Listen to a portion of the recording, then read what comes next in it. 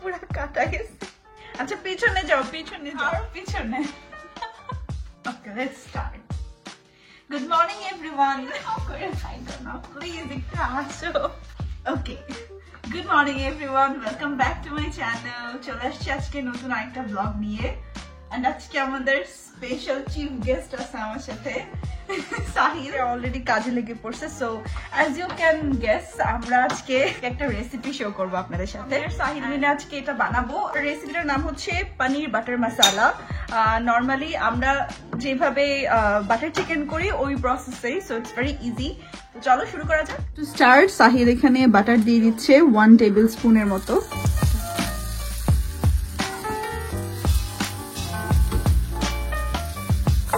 বাটারটা গরম হয়ে গেছে, এখন অনিয়ন দিয়ে দিব। একটা অনিয়ন কিউব করে কাটা।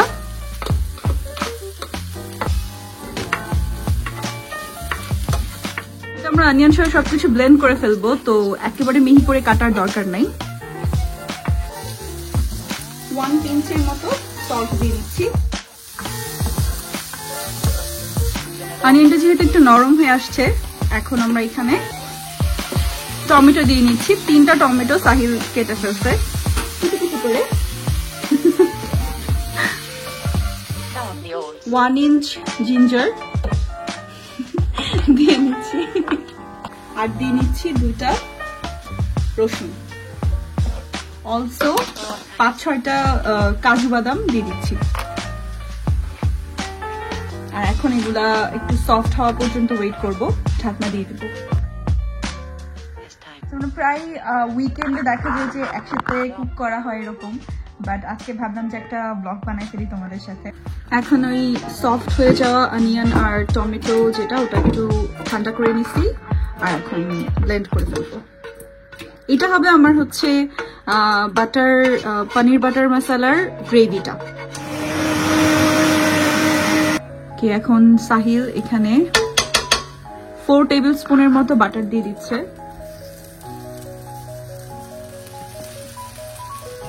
বাটারটা এর মধ্যে একটু মেল্ট হয়ে নিক। এখন এর মধ্যে একটা তেজপাতা, 2টা কার্ডামম আর 2টা সিনামন দিয়ে দিচ্ছি। এটার স্মেলটা একটু ছড়ালেই এখন এর মধ্যে পেস্টটা দিয়ে দিব, যে পেস্টটা ব্লেন্ড করা আছে ওটা, অনিয়ন আর tomato paste.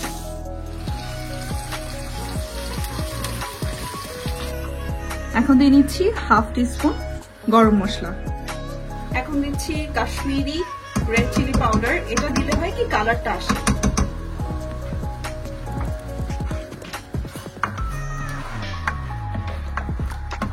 Half teaspoon sugar দিচ্ছি।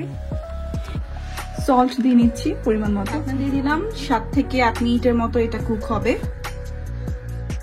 Little longer than a few minutes later. গ্রেভিটা এখন এই পর্যায়ে আছে। এর মধ্যে আমি এখানে 250 গ্রামসের মতো পনির কিউব করে এরকম সাইজ করে কেটে রাখছি, সো এগুলো এখন দিয়ে দিব।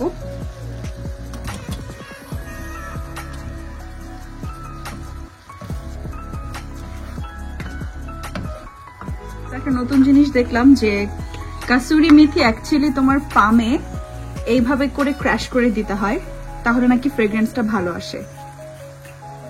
এখানে 1 টিস্পুনের মতো কাসুরি মেথি দিচ্ছি। আর লাস্ট ইনগ্রেডিয়েন্ট ক্রিম দিচ্ছি 1 টেবিল স্পুন।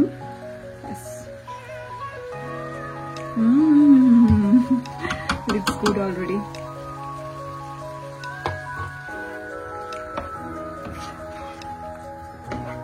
So তৈরি হয়ে গেল আমাদের yummy yummy paneer butter masala.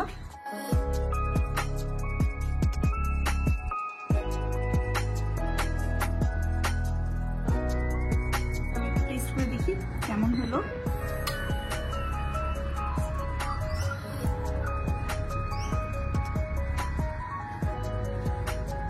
We should try this.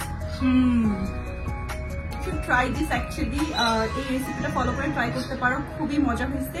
আর যদি কোনো কিছু মনে হয় গড়বড় হয়েছে তাহলে সাহিলের দোষ, সাহিল রান্না করছে। তো তোমাদের সাথে আমার দেখা হবে নেক্সট ব্লগে ইনশাল্লাহ। ততদিন পর্যন্ত সবাই অনেক ভালো থাকো আর টেক কেয়ার। দেখা হচ্ছে নেক্সট ব্লগে।